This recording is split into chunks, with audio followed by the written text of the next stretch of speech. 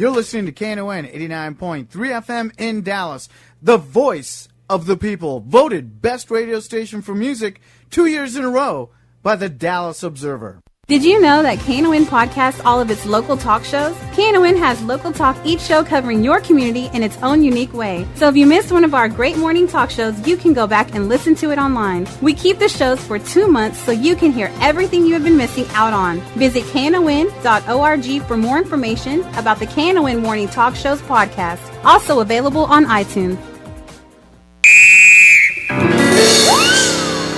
What a game! What a game! Get off my lawn. Jim Schutze here with Get Off My Lawn, the weekly KNON radio version of the feature that I write every workday for the Dallas Observer webpage called Get Off My Lawn, or, as another man might put it, Get off my lawn. I would never say it that way. I say it in a friendly way, I think. Just get off my lawn, you know. We're back to talk to you about what's going on at City Hall. I've got 2 stories to talk about. One negative, of course, but the other one strangely positive. I worry when I start getting any kind of positive feelings about Dallas City Hall. I think it might be an aneurysm or something coming up, but maybe too much Benadryl. I don't know. But I think this is a genuinely positive story. I'll start with that and then get to my negativity later. The positive thing is this. I think there may be something cool, actually good, on the horizon for the Dallas Farmers Market, which I can't believe. You know, I wrote some time ago that I thought really reasonably the best course for the city in dealing with the farmers market would be to blow it up with some kind of bomb, scrape it, salt the earth, and build a very high wall around it with concertina wire on top and guards with bullhorns in order to protect people from wandering in there by accident and getting depressed. For years I've thought the Dallas Farmers Market was a dangerously depressing place. It's a lot of times you go in there and you don't see anything that looks like it's ever truly been alive. A colleague of mine who moved here from another city said she'd never been to a farmer's market before where the farmers were selling stuff that was already shrink wrapped. And I said, well, just be glad they're not selling pets. It's a funny place, and the city over the years has made various efforts at fixing it, some sort of superficial and silly, some pretty serious. There's been serious investment, and nothing seems to work. A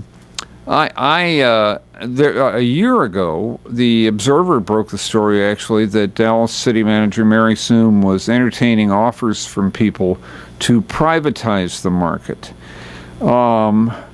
I would normally be such a lefty pinko libtard that I would worry about privatization of a big public asset like the farmers market. But in this case, I think it's exactly the answer. I wrote, I guess about a year ago when I was writing a lot about this, about Eastern Market in Detroit. You know, Detroit's a very beleaguered city. Everybody likes to pick on Detroit. But Eastern Market, which is Detroit's farmers market, is hugely successful. It has in the farmers market industry or biz, Eastern Market is always at the top nationally for visitors. They draw visitors from 5 states, if I can remember my geography, and Canada, and they have a huge number of visitors, and it's all since that market was privatized. They had a deal there where all these property owners around the market went to the city and basically said, will you please let us run this market and you get out of it? And the city said, sure, because the market up there, like our market, had been a huge money loser for years. The city was glad to get rid of the losses. And that market was taken over and turned into I mean, it's still a big wholesaling center, but it was also turned into this, I don't know how to describe it, like a food destination entertainment center.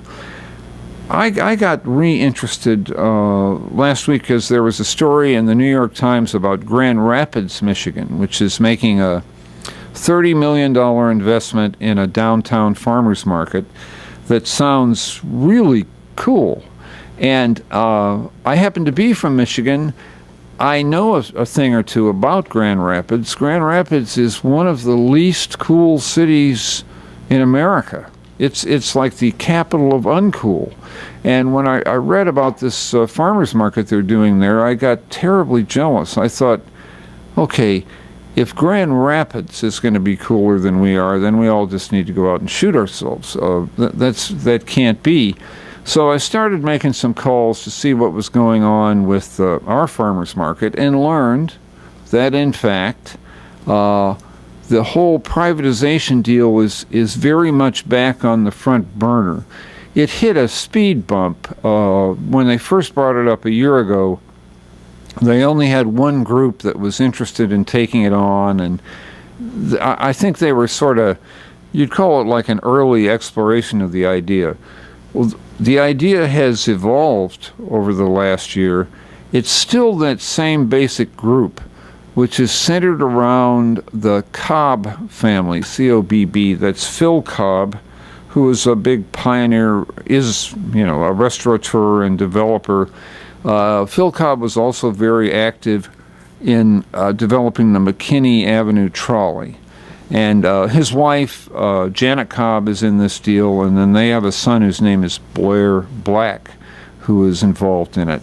You could argue that back when Deep Ellum and Bishop Arts were still places to go buy a truck transmission, McKinney Avenue was coming along. It was developing this kind of quirky cobblestone trolley ambience that has led to, or certainly facilitated, the whole rebirth of Uptown.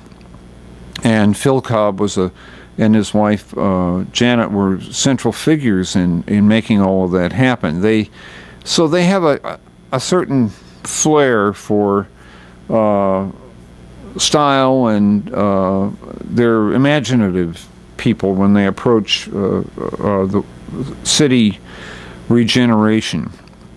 So they are at the center of this idea of taking farmers market private. Their son, Blair Black, who I haven't met, I've seen him give a speech. He looks, like a fine young man, as people my age tend to describe them. A guy maybe in his 20s, and he would run whatever this is, this private entity. He gave a good speech describing it. I thought it was good because this group clearly gets that this whole deal about food is not just about food. It's the, they call it the locavore thing. I didn't understand that for a while. I misunderstood the term locavore, L-O-C-A-V-O-R-E. I thought it was crazy people who eat stuff. It's not that use of loco. It's short for local. It's people who want to eat local food, meaning food grown on farms in the area. More importantly, they want to know where the food came from because they want to know what's on it and what's in it. That's a whole lot of it, and it's a huge phenomenon nationally. And it has spurred this rebirth of interest in farmers markets. That's a lot of what this idea would be. It would involve bringing in farmers from the area. I'm aware, a lot of people don't know this, but we have a whole kind of regeneration and rebirth of farming in the area. There's a lot of small farming. People who've gone out there to grow food for precisely this kind of market. And the question is, how do they get their food to the market? Farmers are busy farming. They often aren't good at figuring out exactly what to grow when and how to meet the market. And so they need a layer of brokers and wholesalers in between them and the market. You know, they need to be able to come into town with a truck full of stuff, and they need a broker who can say, okay, I can actually peddle about a third of that to these following restaurants, and there's a big American food service wholesaler that'll buy a bunch of the rest, and then you'll have some left to take to the farmer's market. Hopefully this new farmer's market idea will include and entail some of that. I was warned by people this week when I started looking into this. There's a gentleman, Tom Spicer, who has his business. He's a produce broker on Fitzhugh, right by Jimmy's Market, and he's really a specialist in this area. Now, Tom was explaining to me how it works, and he said the danger is that you get this kind of foodie, romantic, urban notion that people are the farmer John and his wife Sarah are going to come in with their load of beets and sell it all from their stall at the marketplace. And he said that doesn't actually work. Farmer John's got to sell more than that, and he needs a lot of help getting it distributed properly around the market. So that's where the broker comes in. Hopefully this new idea will include that, but it's also, I talked to city manager Mary Soom about it. They're talking about a thing that's going to include restaurants. There's going to be some residential element of it. They're talking about a really serious redevelopment of the city-owned land that the market is on, and there's the anticipation that that's the wave that floats all the boats around it and encourages the redevelopment of the land around the market. There are other tough issues sort of embedded here, notably the homeless issue, which has been a sharp stick in people's eye down there in terms of the landholders for a long time. And there are very different feelings among the landowners about the homeless, from a very harsh feeling that they should all just be loaded up on trucks and shipped off to Tyler or something, to people who are a lot more, I would call it, I don't know if progressive is the right word, just more thoughtful about it and have looked at how other cities around the nation have dealt with homeless issues, and it's not by ethnic cleansing or whatever you want to call it. It's by engaging the homeless and trying to get them not homeless. And so there are people down in the farmers market area who understand, excuse me, all of that. The farmers market, of course, is where, right on the edge of the farmers market, we have the bridge, which is the city's big intake, outreach interface with the homeless population. And that's where the friction comes from. The main way to get to the bridge is to walk straight through the farmers market. And you have people who think that you can never have a successful farmers market if you have scary homeless people walking through the farmers market. You have other people who say the homeless people aren't scary, they're just poor, and just let them walk. Go buy your beets and forget about them. There's a way there's sort of a common path through all of that problem that I'll talk about later. You can resolve this friction without going to extreme measures, and I think those solutions are being looked at on all sides.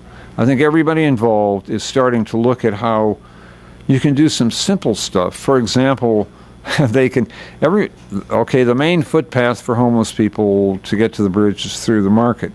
You can put the front door of the bridge on another side of the building, and you change all of that. Then there's a different footpath to get to the market, and you alleviate some of this friction without shipping people off to Tyler.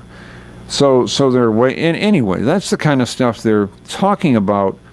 This plan is at some delicate phase of final negotiation, And so nobody wants to talk to me about it, which is wrong. Everybody should talk to me. Everybody should just spill their guts about everything. But I understand that people, have other objectives and other stuff to do. Anyway, I'll come back to some of this idea in the next segment. Before we leave this one, I want to remind you that we're trying to raise some money around here. And finally, we had the brilliant idea on this show of Get Off My Lawn of maybe having a non-journalist try to sell you on this idea and explain to you why it's important. So I want to bring in the serious salesman here. No, I'm not a serious salesman. But Jim, when it is, we need to remind people it is pledge drive every 3 months, and it's community radio stations like this that give you the platform to do what you do. And I don't know of another show in the Dallas-Fort Worth area that does what you do, and we're lucky to have someone like you to be able to come out and do the digging like you do and uncover all these deals. And it's KNON that's bringing it to you.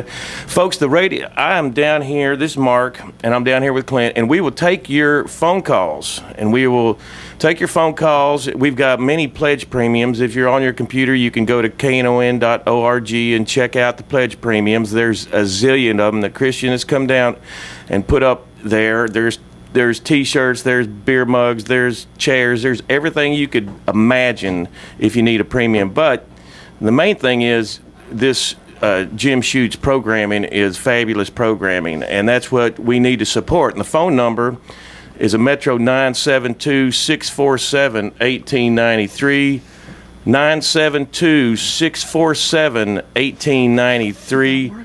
And you can call and support this great programming down here on KNON. Clint or me are standing by. We're professionally trained, and we can take your phone calls right now at 972-647-1893. And this is Dave Chaos. I'm the station manager over here, and I'd just like to thank Jim for the great show that he does bring to KNON. We're just amazed that a man that is in the Observer, a legendary, if you don't mind me calling you that, Jim, but I think that means old. But I guess that makes me legendary too. Person that's been, would you say muckraker, been kind of bringing the news that no one else is willing to confront. I love muck. No one else is willing to dig in and discuss some of these things. Where else are you going to get it but from Jim? And what other station is bringing you Jim except KNON right now?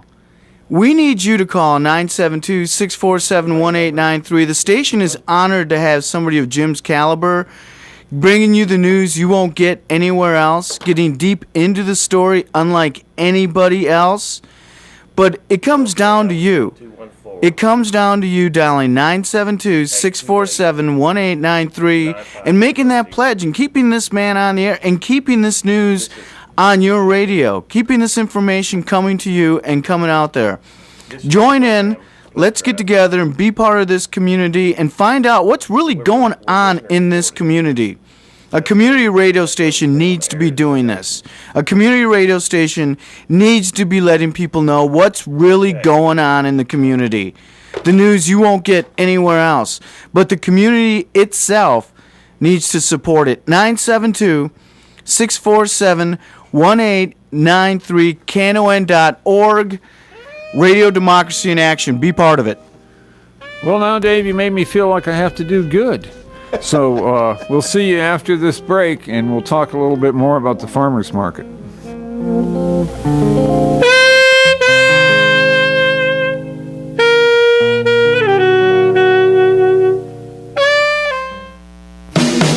Want to hear some great Texas blues? KNON has the CD for you. KNON's Texas Blues Radio Volume 5, our latest blues compilation CD to benefit community radio, sponsored by Forever Young Records. This CD features 15 tracks and 60 minutes of great original Dallas-Fort Worth blues from Tutu Jones, Blues Boy Bo, Buddy Whittington, Andrea Dawson, Kirkland James, Sonny Colley, Johnny Red and the Roosters, the Chris Watson Band, the Two Tones, the Rough Cut Blues Band, Jeff Stone and Charlie Love, Dave Millsap, Sirloin and the Ass Kicking Machine, Michael J. and the Paul Bird Band, and JJ and the Detonators. We're only selling 1,000 copies and it will never be reissued. Get your copy now at Forever Young Records in Grand Prairie, Recordtown in Fort Worth, and in Dallas at Bill's Records and Rewind Music. The CD is available as an MP3 download at KNON.org. All proceeds benefit Community Radio, KNON. For more info on Texas Blues Radio Volume 5, visit us at KNON.org. Get your copy now and hear some real Texas blues. Your ears will thank you for it. KNON depends on listener support to stay on the air, and now is the time for you to help keep this show on the air. If you like what you're hearing and want to show your appreciation for great community radio, pick up the phone and call to make a pledge. Call 972-647-1893 or go online to knon.org. Don't wait for someone else to do it. Without the support of our listeners, there won't be any community radio on the air in North Texas. So take a few minutes to make a pledge. Call 972-647-1893 or go online to knon.org. Want to hear some great Texas blues? KNON has the CD for you. KNON's Texas Blues Radio Volume 5, our latest blues compilation CD to benefit community radio, sponsored by Forever Young Records. This CD features 15 tracks and 60 minutes of great original Dallas-Fort Worth blues from Tutu Jones, Blues Boy Bo, Buddy Whittington, Andrea Dawson, Kirkland James, Sonny Colley, Johnny Red and the Roosters, the Chris Watson Band, the Two Tones, the Rough Cut Blues Band, Jeff Stone and Charlie Love, Dave Millsap, Sirloin and the Ass Kicking Machine, Michael J. and the Paul Bird Band, and JJ and the Detonators. We're only selling 1,000 copies and it will never be reissued. Get your copy now at Forever Young Records in Grand Prairie, Recordtown in Fort Worth, and in Dallas at Bill's Records and Rewind Music. The CD is available as an MP3 download at KNON.org. All proceeds benefit Community Radio, KNON. For more info on Texas Blues Radio Volume 5, visit us at KNON.org. Get your copy now and hear some real Texas blues. Your ears will thank you for it.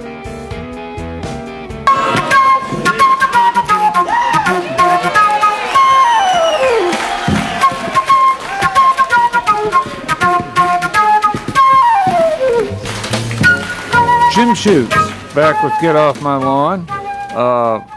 We've been talking about the Dallas Farmers Market. I want to talk to Mark a little bit. Apparently, we're getting some money in here. Clint, did we get a pledge there?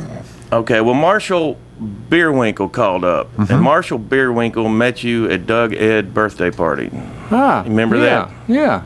And he made a very generous pledge, and he loves your programming. And I tell you, Jim, man, your program, there's not many reporters around anymore that dig as deep as you do on the topics, and especially with the shenanigans that go on with Dallas. Man, if you don't keep an eye on those guys, they will steal you blind. Excuse me, I didn't really say that. But to me, the Dallas is there's so many shenanigans for years and years and years, and it's such a breath of fresh air to have your articles come out in the Dallas Observer, and then now this programming that we can listen to on Saturday mornings from 10 to 11 where you really dig on the issues like this farmers market. I mean, what a gold mine that Dallas has, and it has been totally it's been a lost world. Yeah, and I think they're going to make a better use of it. Call us up at 972-647-1893. 972-647-1893 if you want to talk about the farmers market, or if you want to be as generous as Marshall Beerwinkle and give us a little money. Yep, and I will take it. Clint's here, and I'm here, and we are professionally trained to take phone calls and pledges for Jim's show. So show your love and show your support for Jim and his show here at 972-647-1893, and we're standing by to take your donations to this wonderful programming. Mark mentioned that I spend a lot of time talking about shenanigans at City Hall, and I certainly do, and I have some that I'll get to before we get out of here today, but I'm talking instead first about something that's kind of positive, which is the possibility that something good is going to happen with the farmers market. I think it's part of a larger theme that I feel like is out there and I don't get a chance to talk about enough, and that is the fact that Dallas is really changing, and it's changing for the better. There's a whole new energy in the city.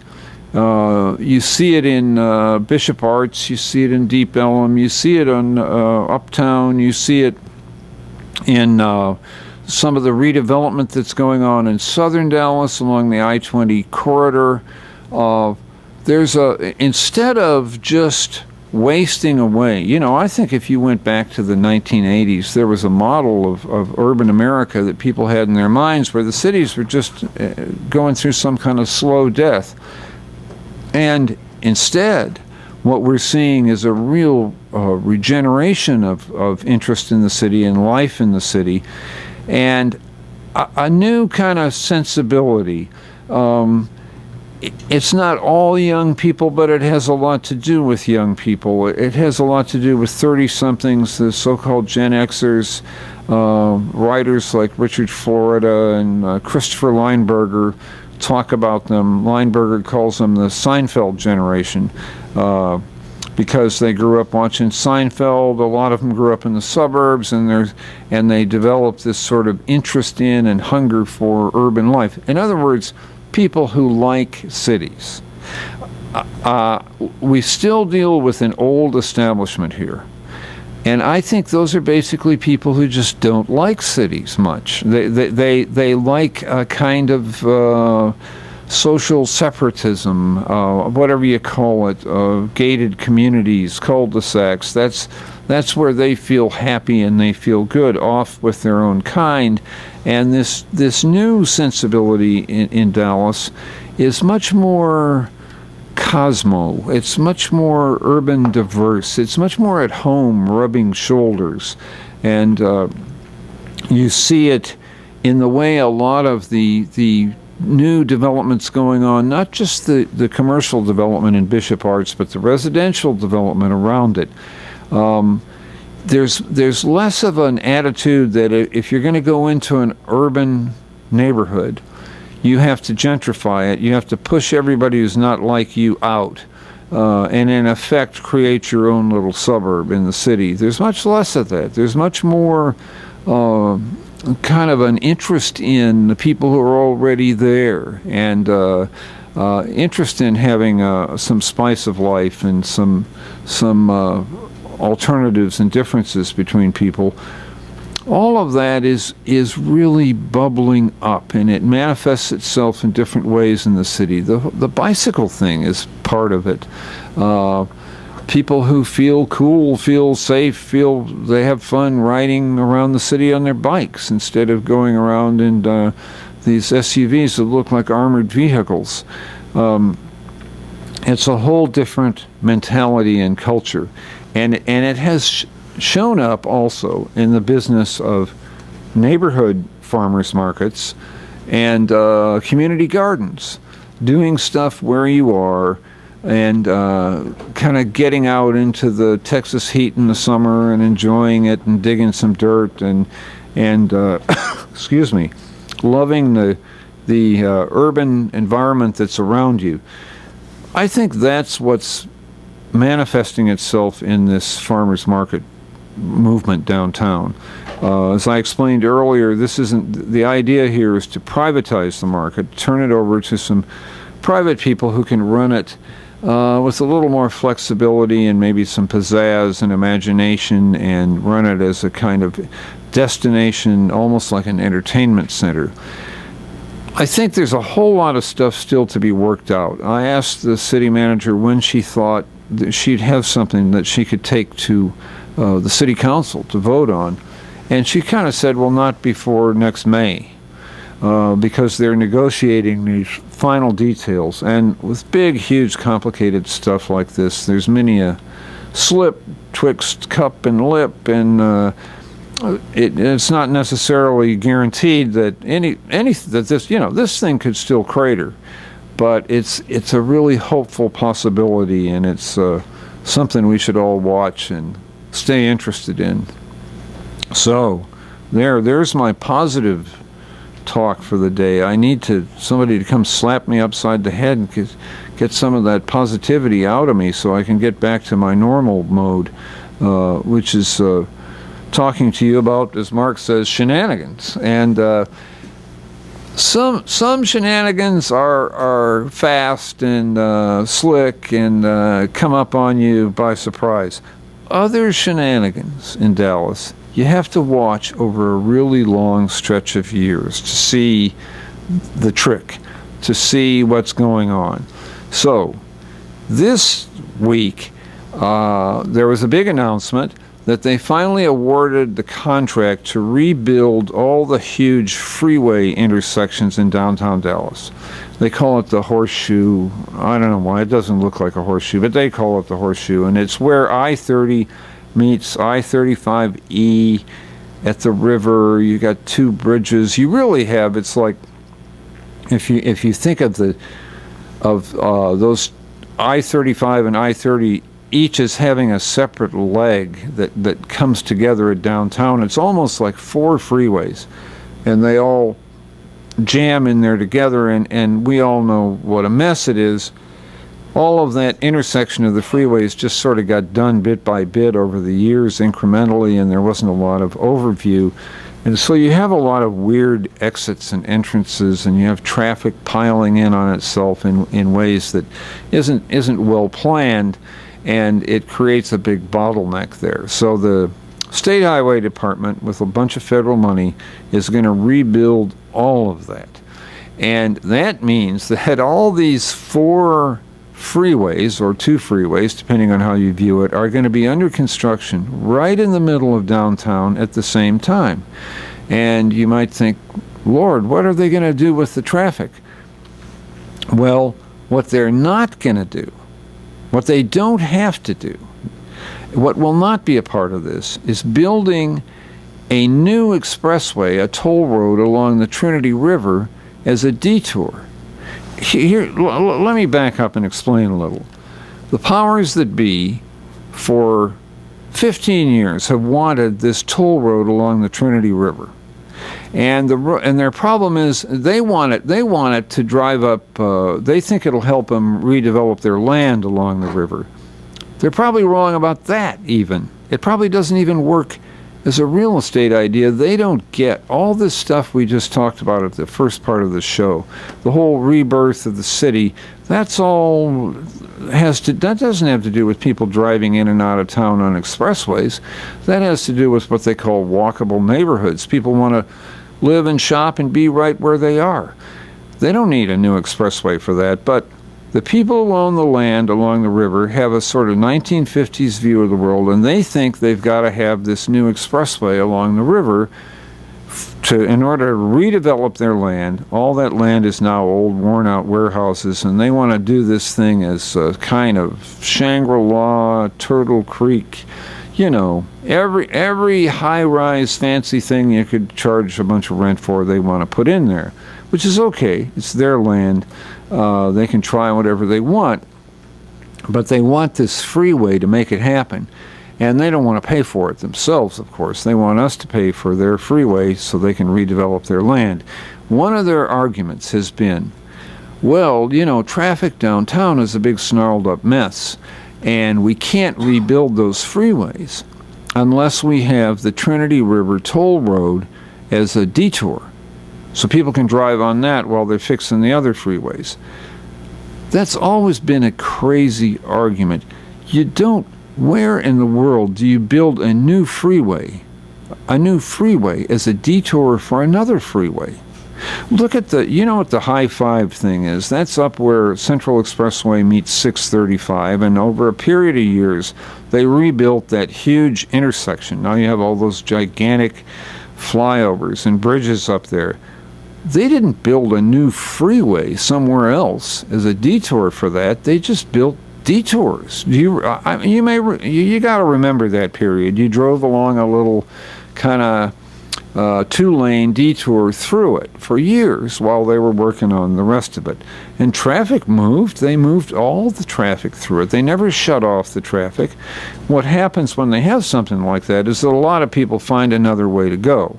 The traffic flows by some other path. But they don't build a new freeway as a detour. So let's go back to this thing last week that they announced. they're gonna build this. They're gonna rebuild all of the freeways in downtown Dallas. Are they gonna do it? Are they gonna build the Trinity River Toll Road as a detour? No, they're not gonna build. They're gonna just have detours, like they do always. Dirt, little detours along the side. And they're going to move all the same traffic through it that they've always moved through it. In fact, I looked at some of the literature describing it. In the contract for the company that's doing all this work, it says, if you ever shut down the traffic through here, you have to pay a big daily fine. You're not allowed to shut down the traffic. So the contractor's got to figure out how to fix the road and move the traffic through it at the same time. By the way, that's how they've done it for about a zillion years. That's how it's done everywhere. And that's how, and so the story that, we need to build a new expressway called the Trinity River Toll Road to be a detour for the construction projects downtown was always just loony. It was just a cover story to try to get people to support the thing and vote for the thing and mainly pay for the thing. The other thing about this huge project that they're doing downtown is that we don't have to pay for that, and it's not a toll road. Most of it's going to be free lanes, because it's paid for with state and federal money. Well, why don't they do that with the toll road? Why don't they do the Trinity River thing with state and federal money? Because the state and federal agencies ain't stupid, and they won't give you money for a road if there aren't going to be any cars on your road. You have to show that your road, before you get the state and federal money, is going to carry a lot of cars. I think we should be glad that our government is prudent and makes that requirement. The reason the Trinity River Toll Road can't get this state and federal money is because nobody wants to drive where it goes. That's the whole point. They're trying to create new traffic. They're trying to suck new traffic into downtown to come to their land. Okay, fine if you want to do that, but you got to pay for it yourself. And they're saying, we don't want, it's $2 billion in the hole. They've raised all the money they can. There's $2 billion, that's with a B, $2 billion short. And so they're kind of saying, well, we'd rather have the taxpayers pay for that if you don't mind. And they give these arguments like, you really need it as a detour for all those other roads. Well, this week we saw that that's flat, not true. You don't need it as a detour. They know how to do this stuff without. We'll come back to this in the final segment of Get Off My Lawn. See you in a minute.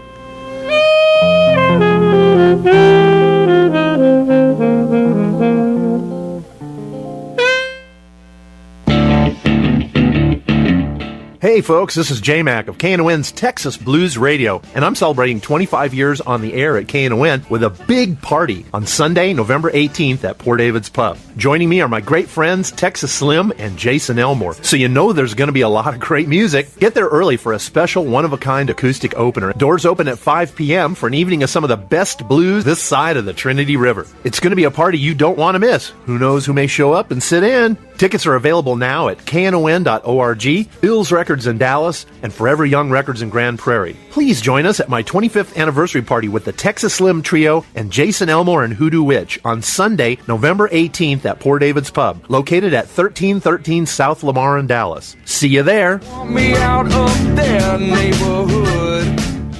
KNON would like to thank you for supporting community radio. Your donations continue to keep the voice of the people on the air. Did you know that many companies offer a matching donation when you make a pledge to KNON? Ask your company if they have a matching program. When your employer matches your pledge, KNON reaches its goal twice as fast, bringing you more of the music you love. Hey, babes, take one now.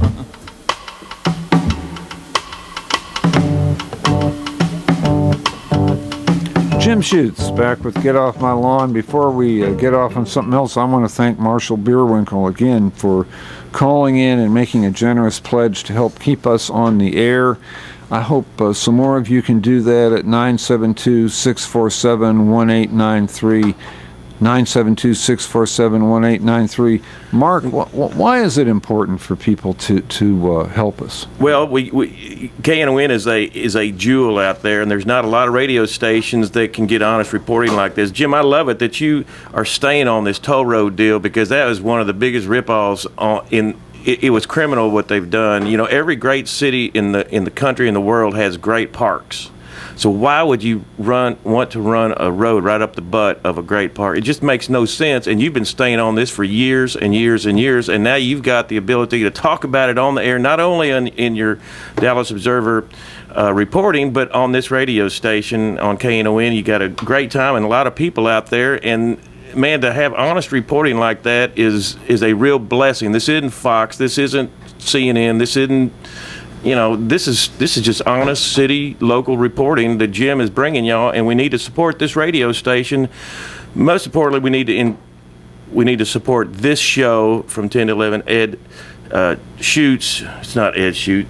But it could be. It could be, depending on who's calling. Jim Schutze. Ted Schutze. Ted Schutze. Whatever Jim Schutze. works. And the phone number is 972-647-1893. And people can go to KNON.org and look at all the pledge premiums if that's what they need. But more importantly, Clint and I are down here, and we are professionally trained telephone answer pledge takers, and we will take your phone call at 972-647-1893. And this is just great programming, and I really admire what you do and what you bring to the table and what you uncover, because I you know, it's like the DISD. I'm a product of the DISD. That's why I have a hard time spelling. But but man, since I started going to school in '64, the shenanigans down there is and it's still going on. And the shenanigans, and you stay on top of it. And I really admire that. And I love the fact that you could talk to us about us and keep us in the loop. '64, I was going through a divorce and getting ready to retire from my first job. I want to tell a story about something Mark just said here that I think puts KNON in a certain light, and it's hard to talk about without sounding just paranoid. But this toll road thing is very, very difficult to get any honesty on in this environment. It is a project where the old establishment has put all of its chips, and they are very serious about trying to see to it that only their version of it gets out. That's all you're ever going to see in the Dallas Morning News. I actually have a lot of respect for the News as a daily newspaper on a lot of grounds, but when it comes to this particular story, the hammer is down all the time. I had a conversation with Dallas City Councilwoman Angela Hunt not too long ago. She's been a real champion on this issue, and she really single-handedly brought about the 2007 referendum, which tried to get the toll road out of back away from the river, and failed. The voters voted to put it in the river alignment. But Hunt was talking to me about how difficult it is to get experts, like objective, scientific, academic, engineers, hydraulics experts and people to talk about it, or city planners. She can find people who know about this subject matter. And I've had this exact same experience as a reporter. You call them up and explain the project, maybe ship them links to stuff so they can read about it. I'm talking about people in other parts of the country. And you get them to read about this project. And then you call them back and you say, what do you think? And they'll say, this is crazy. It's dangerous. It's irresponsible. Nobody ever puts a road in a floodway like this. I can't believe Dallas is even considering it. And then Hunt will say, okay, can we bring you to Dallas? And will you address the city council and give them, a serious scientific explanation of what's wrong with this? And she's been through this a few times, and they always say, well, sure, if you can get me a plane ticket, put me in a hotel, I think this is important. I'd be glad to come down there. Then radio silence. And then she goes back to him. and they stop taking her calls. And she finally gets them on the phone, and they'll say, well, Miss Hunt, this civil engineering is a small world, and even though I teach, I really support my family with a lot of consulting fees, and apparently people down there are very serious about this thing, and I've had some calls indicating that I would really limit my future in this field if I went down to Dallas and talked about it. And I know it sounds nutty, it sounds like a conspiracy theory, but I've been watching this stuff for 10 years, and it really, really happens. It's why whenever I call somebody who's an expert on this stuff, I try to get them quoted to talk to me right there in the first conversation, because I know there's not going to be a second conversation, because they're going to get the word from Dallas. And what is that word? How would someone have the power to throttle an engineering expert in Massachusetts? Well, the word is, those are small worlds, and they do depend on money they make on the side, jobs, consulting fees, and there are huge interests here that aren't just Dallas interests. They're national public works construction interests, and they can call these guys up and say, you go down there and talk bad about that toll road, and you ain't going to be working for us or anybody at our level again. That's the level of control there is around this issue, and it's especially visible in Dallas media. That's why KNON. Let me tell you something. I don't know if I'm supposed to refer to other radio stations, but you're not going to get the straight skinny on this story from the other public radio station in town at all. I've taken to describing that radio station to friends as Radio Free Park Cities.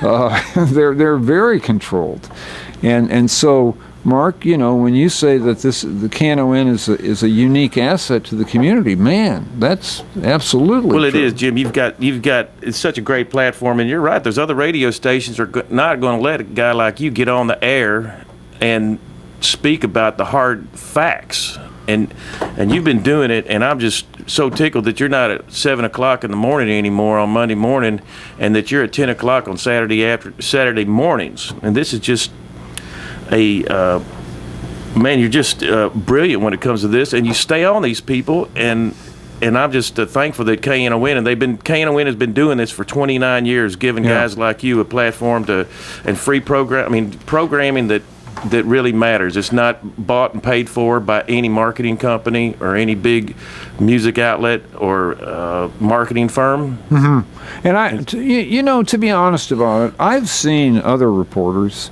take this story on and take it on seriously and well. I've seen a series of them at the morning news take it on.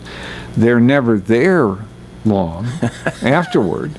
Really, they find other opportunities elsewhere, but I've seen them try. I'm very fortunate. I mean, look, one reason I went to work for the Dallas Observer is I knew the media scene here, and I knew that was a place where I could tell these stories and not have this constant pressure to back off. But KNON's another one, a sort of sister medium in that regard.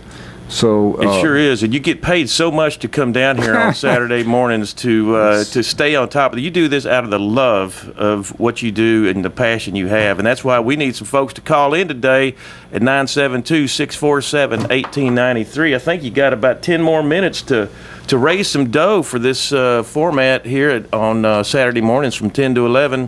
Folks, Jim Schutze is one of a kind, and you're lucky to have a guy like that come down here and keep you in the loop about the Dallas shenanigans. I mean, my God, if we don't have someone like this, man, they are few and far between, and I'm too lazy to go stay up with it. Personally, I'm too lazy. I'm doing my own thing, but I can tune in and read your articles in the Dallas Observer, and I can listen now, and KNON gives him a platform to do that, and we need some calls. I mean, that's whether it's this show or another show. It's community radio at its finest, and that's 972 647-1893.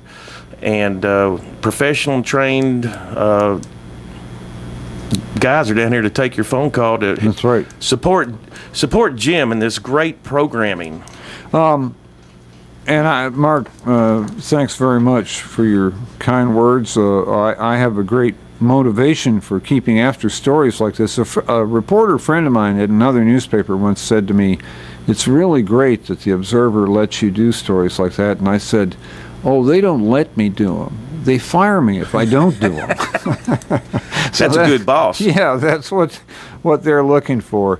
I wanted to leave you with just another little observation, which has to do with the Calatrava Margaret Hunt Hill Bridge. You know, the big fancy bridge to nowhere across the river. When they were proposing that thing, this is like the story about how you got to build the Trinity River Toll Road to have a detour for the other highways, which just turned out to be crazy and untrue. The city council went to the city staff went to the city council and they said, well, we've commissioned a study which shows that if you build that Calatrava Bridge, there's going to be huge development all around it.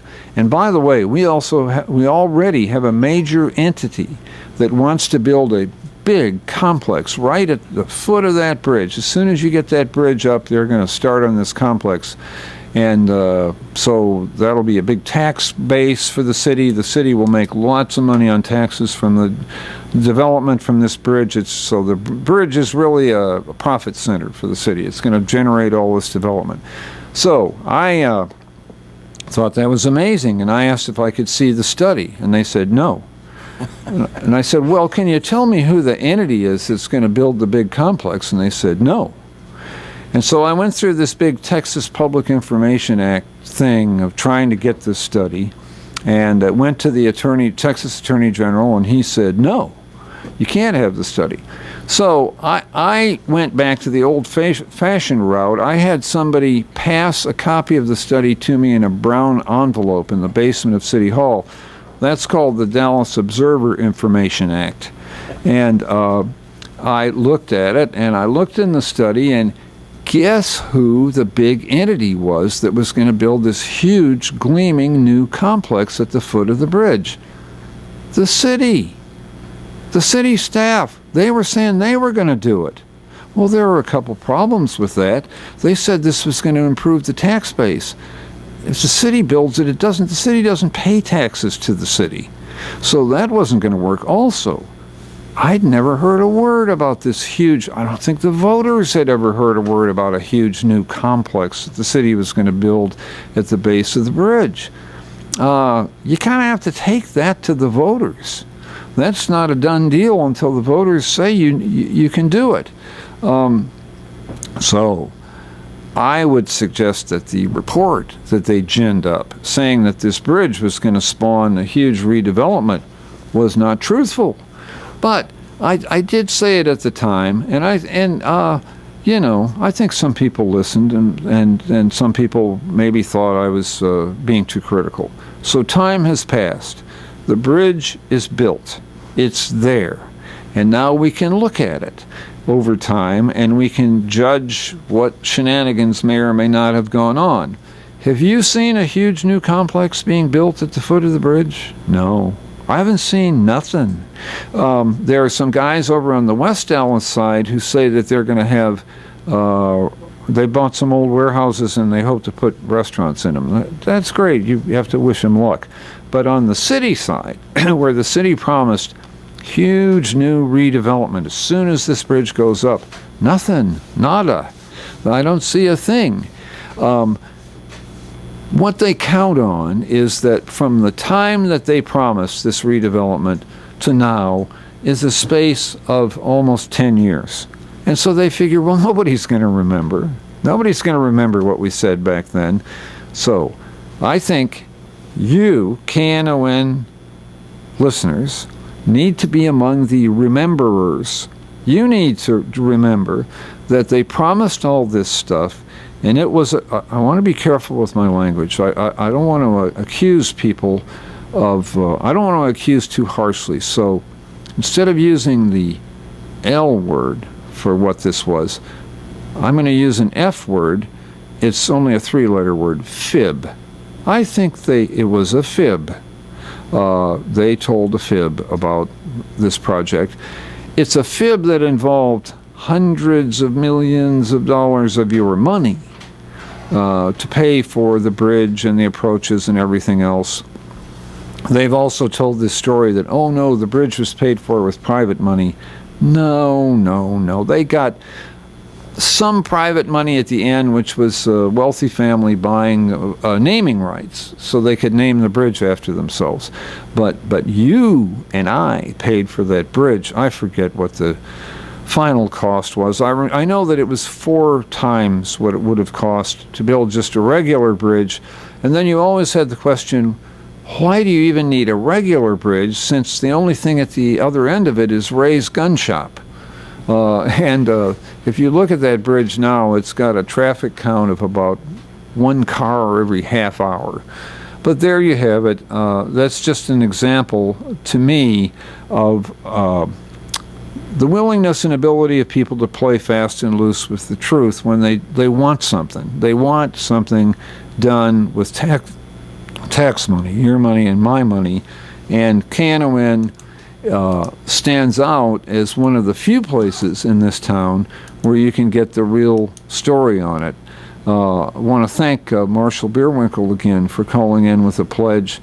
And I know, Mark, you and I are both hopeful. We got a few minutes left, a few seconds. Maybe somebody will give us a call. And I think they should, Jim. The phone number is 972-647-1893. I mean, if you just don't say the F-bomb or the S word, you can almost say anything you want. You have the platform to do that. And man, this is just a real gift to the city of Dallas to finally have a radio show that can bring these. Oh, here comes Clint. Maybe a few other words. Maybe a few other words? Maybe a few other words. I might need a list. We should post that list on the board. Yeah. My editors talk to me about it at the Observer every once in a while, and I tell them Tourette syndrome. I'm not responsible for this. It just happens. Let's get one pledge before you go. You got like 3 minutes, 2 minutes, 1 minute. 1 minute. Clint's shaking his head no. 972-647-1893. Well, if you can't bring it in your heart to make a call in this hour, the next hour sure can use your support. Great show coming up, and an opportunity for you to show your support. And I've enjoyed chatting with you here this week on Get Off My Lawn. We'll see you next Saturday, 10 a.m. Jim Schutze, Get Off My Lawn. See you then. You're listening to KNON 89.3 FM in Dallas, the voice of the people, voted best radio station for music 2 years in a row by the Dallas Observer. Did you know that KNON podcasts all of its local talk shows? KNON has local talk, each show covering your community in its own unique way. So if you missed one of our great morning talk shows, you can go back and listen to it online. We keep the shows for 2 months so you can hear everything you have been missing out on. Visit KNON.org for more information about the KNON Morning Talk Shows podcast, also available on iTunes.